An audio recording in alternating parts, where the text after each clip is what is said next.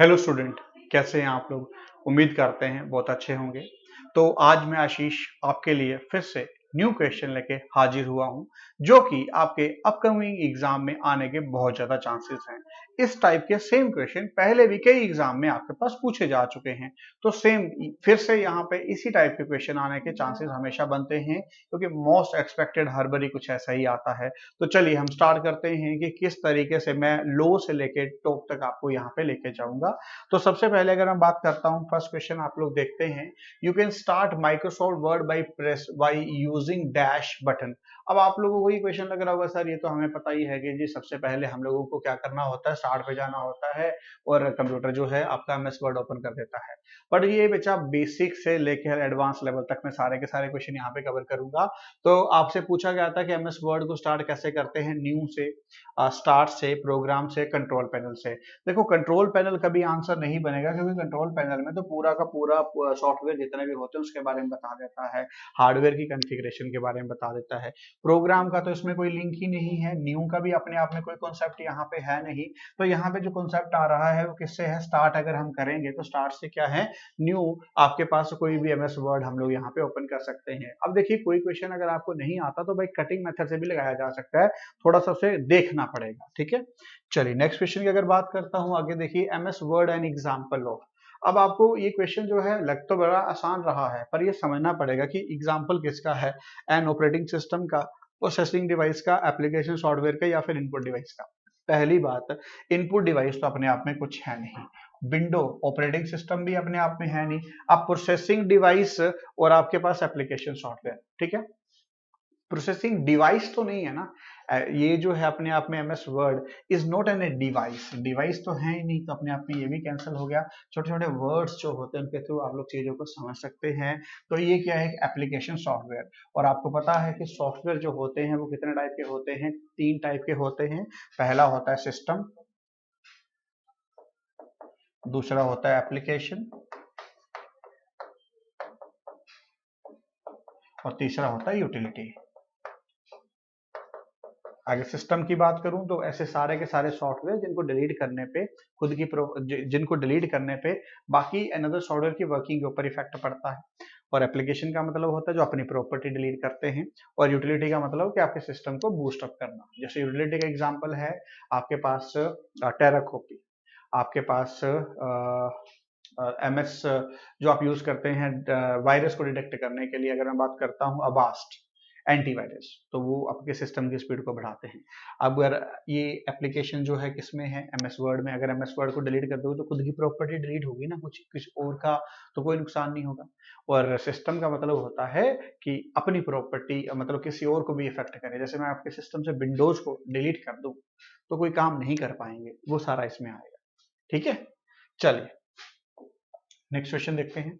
A dash is a unique name that you give to a file of information, device letter, folder, file name, या फिर file name extension. देखो extension तो एक आपके पास MS word की कितनी भी फाइलें बना लीजिए, ये तो बनेगा नहीं। फाइल का नेम जो होता है वो होता है यूनिक, बाकी तो नहीं होगा। फाइल का जो नेम होता है ना वो यूनिक आपको रखना पड़ता है, देन ही आप लोग यहाँ पे कर सकते हैं। अब बहुत सारे बच्चे यहाँ पे कंफ्यूज हो जाते हैं कि फाइल एक्सटेंशन यूनिक होना चाहिए। तो फाइल एक्सटेंशन आपको यूनिक नहीं रखना है, उसका फाइल का नेम यूनिक रख दीजिए। आप कोई भी फाइल यहाँ पे सेव कर सकते हैं, ठीक है ना। तो इस वजह से क्वेश्चन इंट्रोड्यूस किया गया था। नेक्स्ट क्वेश्चन है, the shortcut key which is use to spell check in MS Word. अगर स्पेल चेक की मैं बात करता हूं तो F7 आएगा, इसका आंसर है आपके पास F7 स्पेल चेक,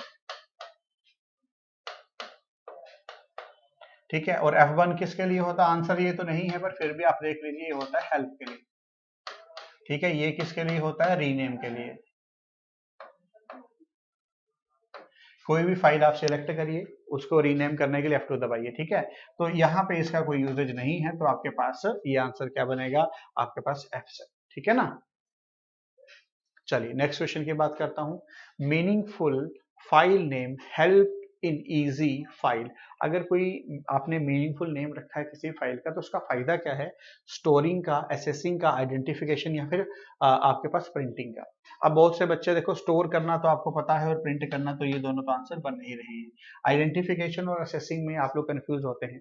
बेटा देखिए, असेसिंग का मतलब होता है कोई भी फाइल कहीं से भी एक्सेस कर लो।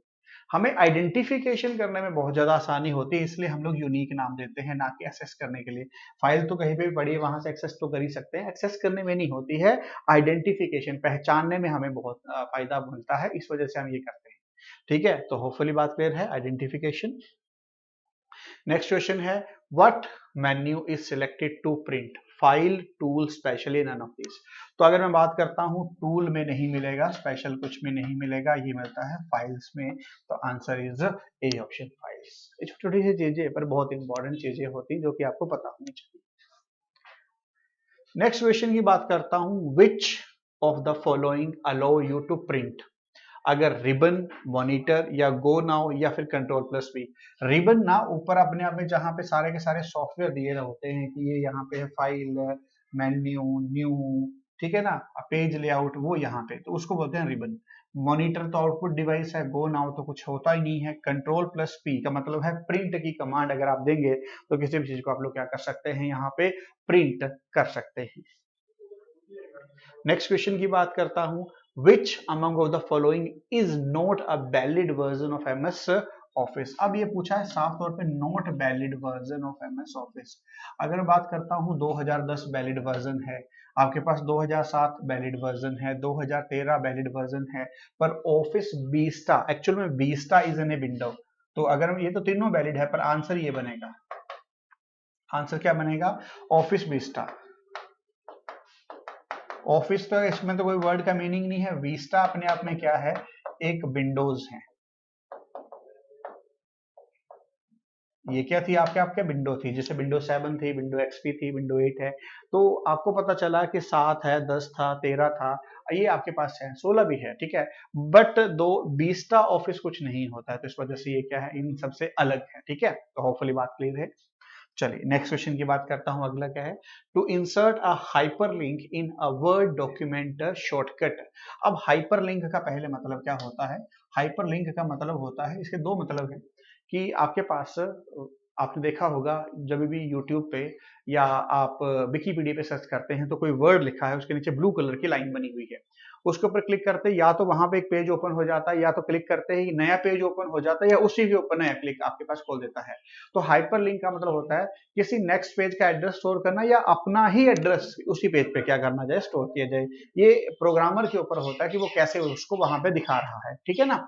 तो इसका आंसर, इसका जो शॉर्टकट होता है वो कंट्रोल प्लस के होता है, ठीक है ना, कंट्रोल प्लस के होता है। तो याद रखेंगे, कंट्रोल प्लस एल अलाइनमेंट के लिए होता है, ये नहीं होता है। तो आपको आंसर क्या करना है, कंट्रोल प्लस के से हाइपरलिंक को इंसर्ट किया जा सकता है, जिससे नेक्स्ट पेज का एड्रेस हम लोग क्या करते हैं, स्टोर करते हैं। चलिए नेक्स्ट क्वेश्चन की बात करते हैं, ये बहुत पता नहीं कितनी बारी पूछा जा चुका है कि भैया एमएसएसएस क्या है, एमएसएसएस क्या है। तो एमएसएसएस क्या है, एक डेटाबेस टूल है। एमएसएसएस क्या है, एक अपने आप में डेटाबेस टूल है, तो याद रखना है, ठीक है। ये सबसे बड़ा काम है, जैसे अगर मैं बात करता हूँ, ये तो पहले आप काट लीजिए कि तो आंसर नहीं बनेंगे। तो अगर मैं बात करता हूँ आरडीबीएमएस, ठीक है, डीबीएमएस, ओरेकल, इस तरीके से काफी आपके पास क्या है, जो है डेटाबेस के मैनेज करने के लिए है। तो एमएसएसएस भी उनमें से क्या है कि डेटाबेस टूल है, जिसके थ्रू के हम क्या करते हैं, डेटा को क्या करते हैं, मैनेज करने का काम यहाँ पे करते हैं। तो ये आपको पता होना चाहिए, ठीक है। चलिए नेक्स्ट की बात करते हैं, आपके पास you can select a current row in MS Excel. अब करंट रो की अगर बात करी है एमएस एक्सेल में, ठीक है, एमएस एक्सेल को वर्कशीट के नाम से भी जानते हैं, तो control plus space bar, F8 plus arrow की, या फिर शिफ्ट प्लस एरो की, या फिर शिफ्ट प्लस स्पेस बार।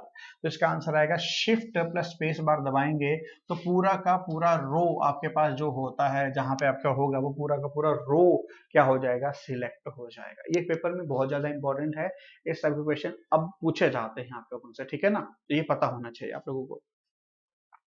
चलिए नेक्स्ट क्वेश्चन की बात करता हूं, which of the following hold the ROM, CPU, RAM and expansion card, कहाँ पे ये सारी चीजें रखी जाती हैं, ये आपसे पूछा गया है।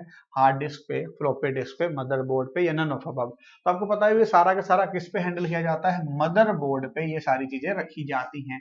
हार्ड डिस्क तो अपने आप में ही स्टोरेज है, फ्लॉपी भी वही काम करता है, पर इसमें ये पूछा था रखा कहाँ पे जाता है, होल्ड कौन करता है, तो वो होता है मदरबोर्ड के ऊपर इन चीजों को सभी को लगाया जाता है, असेंबल किया जाता है। ठीक है, नेक्स्ट क्वेश्चन की अगर मैं बात करता हूं आपके पास, the process of retaining data for further use is called, ठीक है, रीडिंग, राइटिंग, स्टोरिंग या फिर कोडिंग। ठीक है, तो रिटेनिंग का मतलब क्या है, आप लोगों ने यहाँ पे स्टोर कर लिया, तो इसका आंसर क्या बनेगा, रीडिंग के तो नहीं होता है, राइटिंग और कोडिंग नहीं होता है, answer is C option, storing. Done. Next question की अगर मैं बात करता हूं आपके पास अगला क्या है, a word processor would most likely be use to. ठीक है, तो वर्ड प्रोसेसर मतलब वर्ड प्रोसेसर का मतलब होता है एमएस वर्ड की अगर आपसे बात करेंगे, इसका ज्यादा यूज किसके लिए किया जाता है, keep an account of money spend, कि जो भी आपने खर्चा किया है उसका हिसाब किताब रखने के लिए, या फिर do a computer search of media centre, या ठीक है, या मेंटेन एन इन्वेंट्री के लिए, या फिर टाइप ऑफ बायोग्राफी। तो किसी टाइप की बायोग्राफी लिखने के लिए आप लोग इन चीजों का क्या करते हैं, यूज करते हैं। जैसे पूछा जाए कि किसी का ऑटोबायोग्राफी किस पे लिखा जाता है, तो वो हम बोलते हैं एमएस वर्ड पे, मतलब टाइपिंग का काम वहां पे, तो वर्ड प्रोसेसिंग जो होता है वो टाइपिंग के रिगार्डिंग के लिए ही यूज किया जाता है। ठीक है, चलिए नेक्स्ट क्वेश्चन जो है, a file created by an internet site to store information on a computer। जब भी आप किसी भी वेबसाइट के ऊपर जाते हैं तो वहां पे आपकी इंफॉर्मेशन जो है स्टोर हो जाती है, वो किसके थ्रू होती है, कुकीज, HTML, ASP या नन ऑफ दिस। तो अगर बात करता हूँ ASP नहीं है, HTML नहीं है, नन ऑफ दिस नहीं है, आंसर है कुकी। तो कुकीज को आप ऐसा समझिए कि आप लोगों ने किस टाइम पे किस वेबसाइट पे एंटर किया, कितना टाइम वहां पे रुके और कितना टाइम पे एग्जिट किए, तो एंटर करना, रुकना और एग्जिट करने का टाइम वहां पे पूरा स्टोर हो जाता है। वो सारा का सारा काम जो होता है वो कुकीज के थ्रू किया जाता है।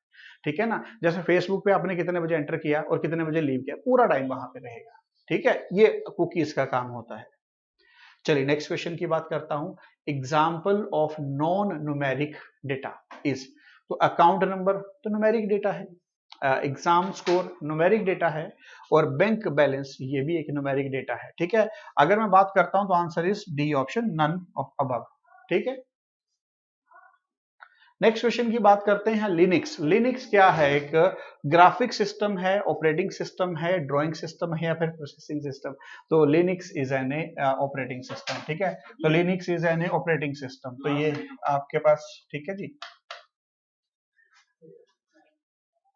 नेक्स्ट क्वेश्चन की बात करता हूं, which of the following is not a web browser, इनमें से कौन सा वेब ब्राउजर नहीं है, Mozilla Firefox, internet explorer, MS font या फिर गूगल क्रोम। तो ये सारे हैं पर फॉन्ट नहीं है, तो यही आपका आंसर है। ठीक है ना, तो ये सारे के सारे क्या है, आपके पास ब्राउजर हैं, पर ये आपके पास ब्राउजर नहीं है। ठीक है, आखिरी क्वेश्चन में अगर मैं बात करता हूं, when a file is saved for the first time, तो किस लिए सेव किया जाता है, a copy is automatically printed, file name and folder name must be same, या फिर it does not need to be name, या it must be given a name to identify it. तो एक्चुअल में इसका नाम इसीलिए दिया जाता है कि इसे हम दोबारा से आइडेंटिफाई कर पाए, इसे हम दोबारा से आइडेंटिफाई कर पाए। आंसर क्या बनेगा, डी ऑप्शन। ठीक है, और आगे क्वेश्चन की मैं बात करता हूं, the instruction for starting the computer are housed on, ठीक है, random access memory, CD ROM, या फिर रीड ओनली मेमोरी चिप, या फिर कैश मेमोरी। तो इसका आंसर क्या बनेगा, रीड ओनली मेमोरी चिप। ठीक है, तो चलिए होपफुली यहाँ तक सारे के सारे क्वेश्चन आपको क्लियर होंगे। बाकी अगर आपको अच्छा लगे तो आप कमेंट करिए, अगर कोई और पर्टिकुलर टॉपिक के बारे में आप क्वेश्चन चाहते हैं तो वो आप हमसे पूछ सकते हैं, सेम आपको वो क्वेश्चन हम प्रोवाइड करवा देंगे। तो जुड़ने के लिए बहुत बहुत धन्यवाद। Thank you class.